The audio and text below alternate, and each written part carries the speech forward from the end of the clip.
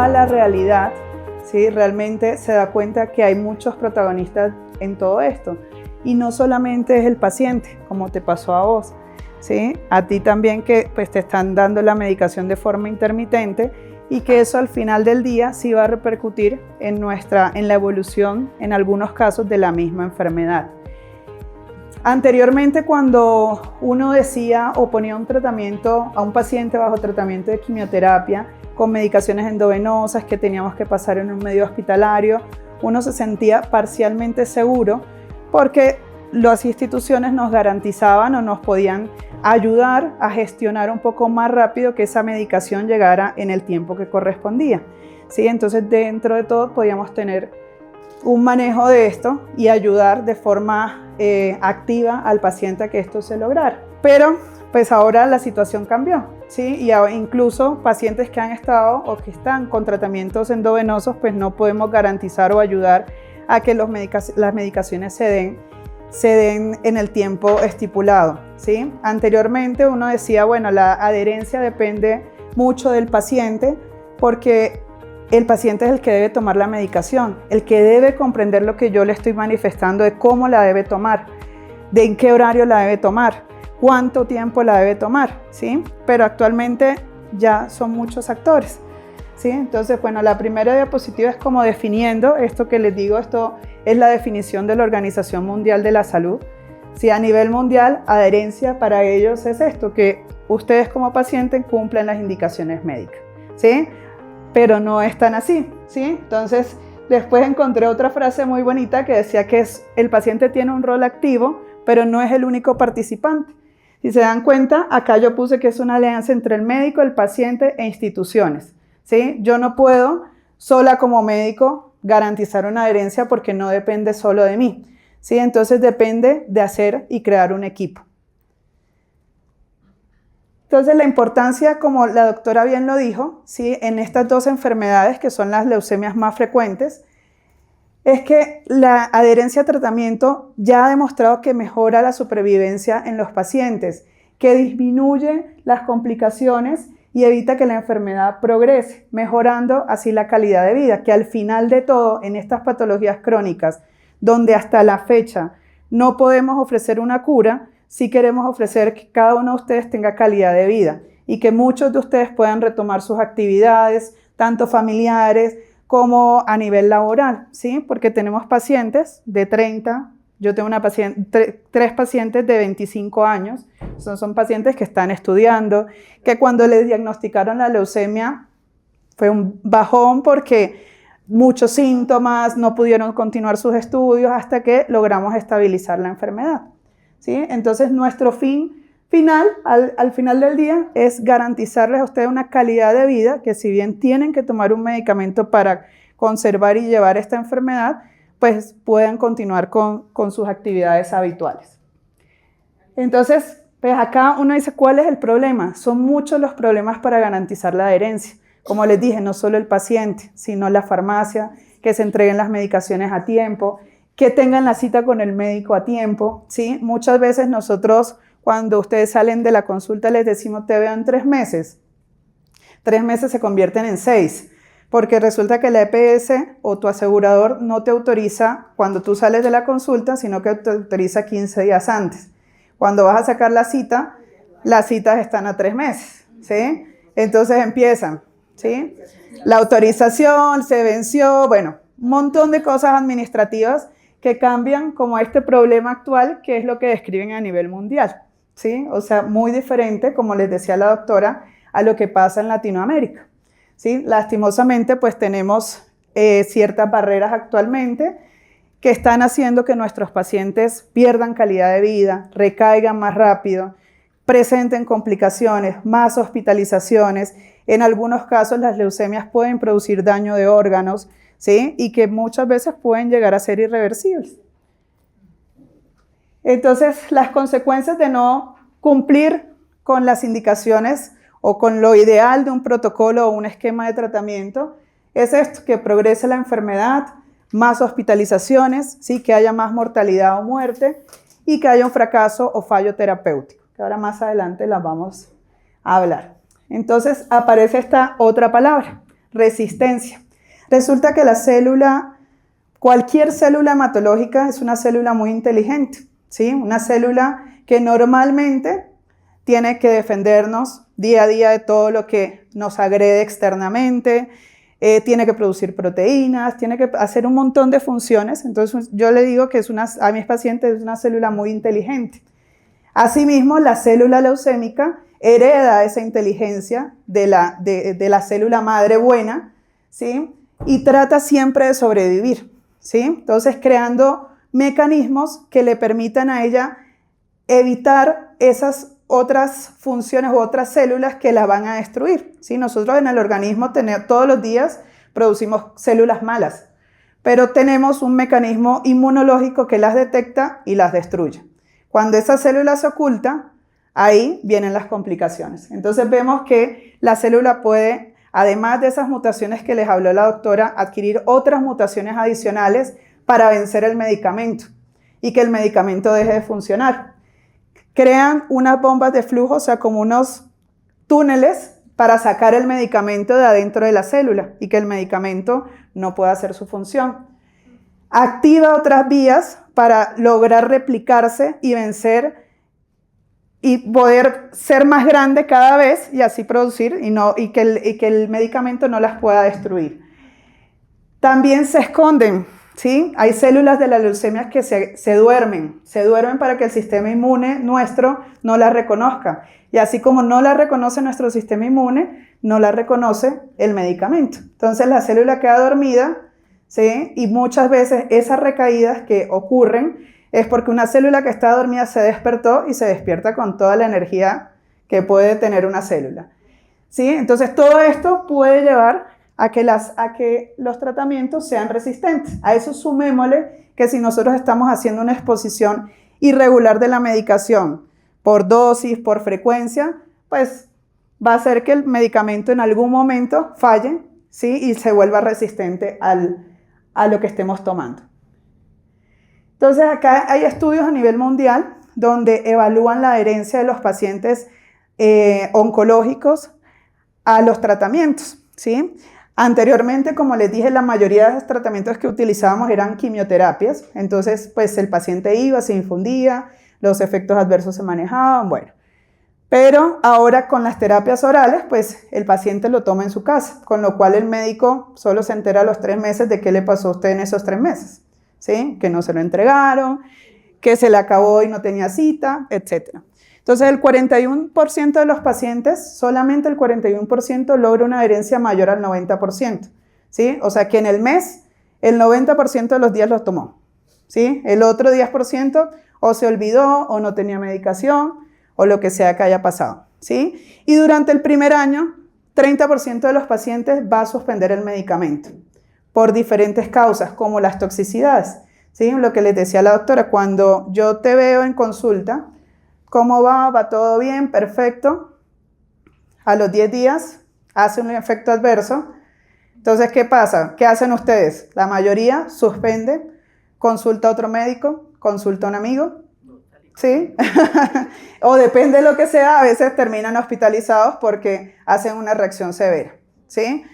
Pero un 30% pues decide no tomarlo, ¿sí? Leen en internet, buscan en Google, buscan en ChatGPT, dice que esa medicación les va a producir otros cánceres, que me va a enfermar más, entonces yo mejor la dejo porque yo me sentía bien, ¿sí? Pero ahora no sé qué va a pasar adelante. Entonces todo eso hace que los pacientes disminuyan, un 30% de los pacientes durante el primer año suspendan el tratamiento.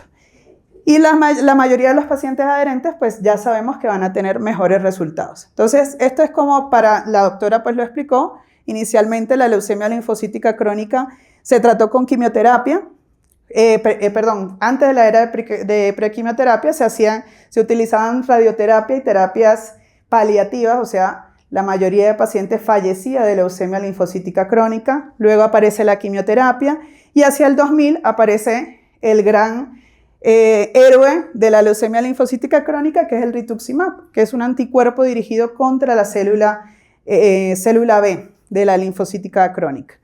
Posteriormente aparecen las terapias orales, ¿sí? Que son las que muy seguramente los pacientes recién diagnosticados o aquellos que han recaído pueden estar tomando acalabrutinib, ibrutinib o alguna de estas terapias orales.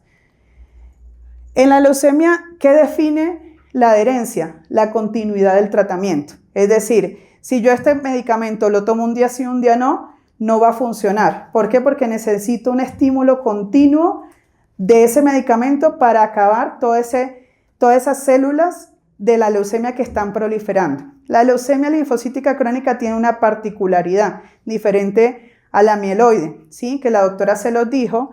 Son dos enfermedades totalmente diferentes. El linfocito que está enfermo es un linfocito maduro, o sea, un linfocito que haya hecho todo el entrenamiento que debe hacer un linfocito y se guarda en el ganglio. Entonces yo puedo controlar todos los síntomas de la leucemia, se me fueron los ganglios, se me bajó el vaso, ya no tengo anemia, ya no tengo plaquetas bajas, pero se sabe que células dormidas de la leucemia van a quedar en ese linfocito. Entonces, si yo tomo un día sí, un día no, todavía en la etapa donde necesito un tratamiento activo, porque actualmente hay terapias que son de 2 años, con ciertos pacientes que cumplen ciertos criterios para estas terapias, pero si yo no soy candidato a eso y requiero un tratamiento continuo y no lo hago, pues voy a tener mayor riesgo de recaída o progresión de la enfermedad. Entonces, en la leucemia linfocítica crónica es mucho más sensible porque las interrupciones de más de 8 días ya me hablan a mí de que ese paciente puede tener mayor riesgo de progresión. ¿Sí? A diferencia de lo que vamos a ver ahora más adelante en la leucemia mieloide crónica. Entonces, vemos que los pacientes que tienen mayor adherencia, pues tienen algo que se llama supervivencia libre de progresión. ¿Sí? Eso quiere decir que el 95% de los pacientes van a llegar, aquellos que son adherentes van a llegar a esa libre de progresión, ¿sí?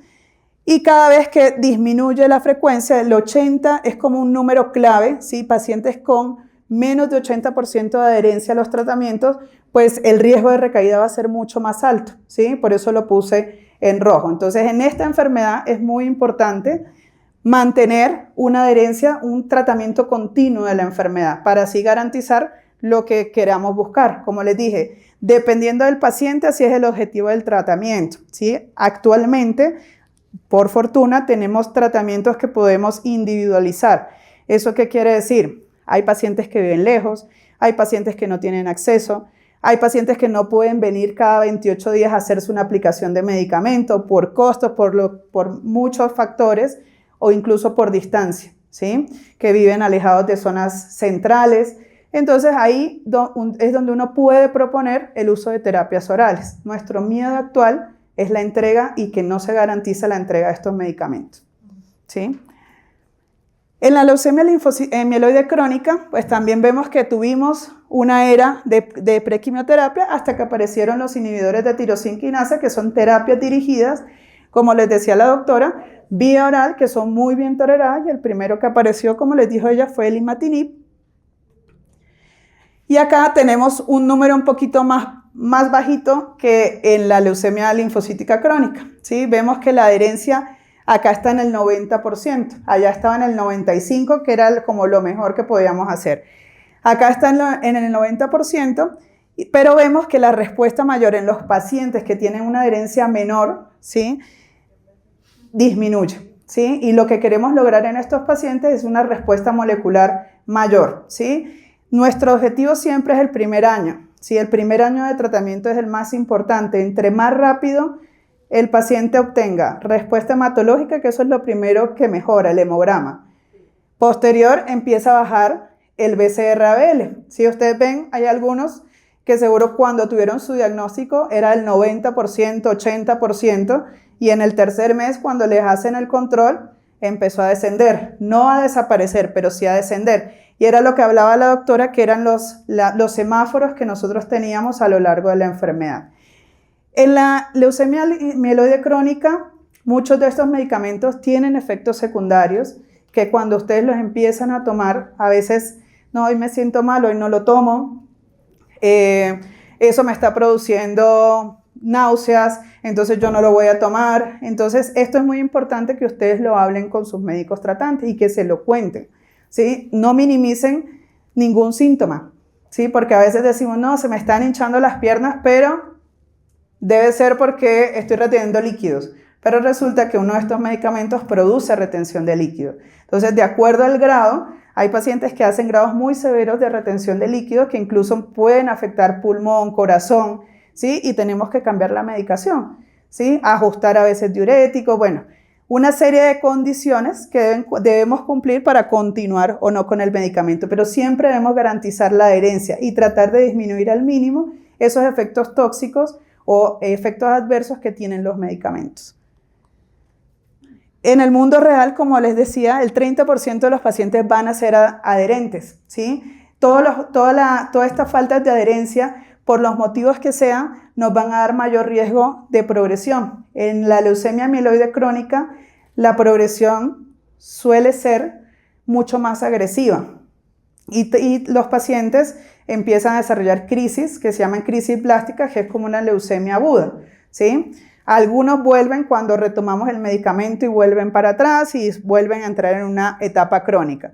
Pero entre más tiempo dejemos de tomar el medicamento, cambios de dosis, disminución de dosis, de frecuencia, pues vamos a tener mayor probabilidad o mayor riesgo de progresión.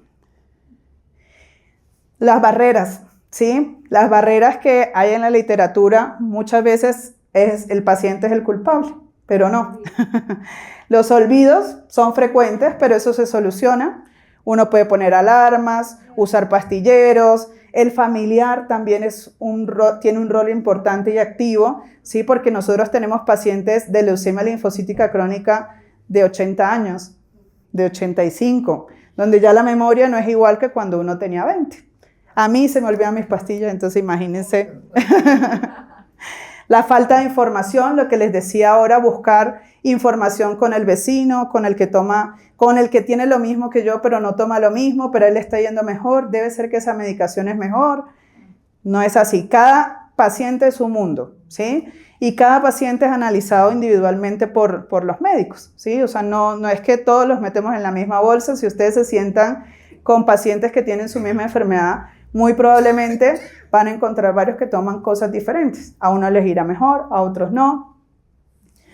Los costos y los trámites administrativos, ¿sí? Lo que hablábamos al principio, las barreras de autorizaciones, las barreras de que el medicamento está desabastecido, como pasó con el dasatinib hace unos meses, ¿sí? Donde le decían al paciente no hay. Nosotros buscábamos alertas de INVIMA, no habían, ¿sí? Porque cada vez que un medicamento está en riesgo de desabastecimiento o está desabastecido, el INVIMA informa pues, a los médicos. Nosotros estamos asociados en la Sociedad Colombiana de Hematología y pues ahí nos retroalimentan cuando hay un medicamento en riesgo de desabastecimiento, ¿sí? Entonces algunas veces son por temas de la farmacia local que no tiene el medicamento y les dice a ustedes no hay, está mal formulado, le faltó un punto y bueno, y ahí empezamos, ¿sí? Y las complejidades de los tratamientos. Algunas veces en la leucemia linfocítica crónica hay combinación de dos medicamentos. Entonces empiezas con uno, pero después al tal día vas a iniciar este también y después otro medicamento y este para prevenir que las células dañen el riñón y vamos complejizando y pues el paciente puede cometer errores en dosificaciones y en frecuencias por la cantidad de medicamentos. Entonces, importante, estrategias para mejorar, ¿sí? Para mejorar ustedes como pacientes y nosotros como médicos. Y el apoyo familiar. Y si ven, yo puse al paciente con el médico porque nosotros somos los protagonistas de esto y siempre quedamos en el medio de todos los líos, ¿sí? Entonces, el médico porque yo les debo informar. Debemos, como les dijo la doctora, o sea, los pacientes con leucemias crónicas son nuestros amigos. Nos ven cada mes, cada 3 meses, o sea, ya les contamos hasta quién se graduó, cuándo te graduaste, tu hija qué hizo, tú fuiste abuela. O sea, ya se convierten en una familia de nuestra, ¿sí? Entonces es importante toda esa alianza, ¿sí? Y lo mismo, todos los protagonistas y en el medio ustedes como pacientes, que son lo más importante y es el fin de todo lo que nosotros hacemos. Como les dijo la doctora, nosotros investigamos, leemos, hacemos todo por el bienestar del paciente, ¿sí? Estamos La verdad es que la hematología es algo que enamora, ¿sí? Y creo que todos los hematólogos estamos enamorados de nuestra profesión y queremos siempre mejorar la calidad de vida de nuestros pacientes. ¿Listo? Bueno, muchas gracias. Acá el abrazo de todos.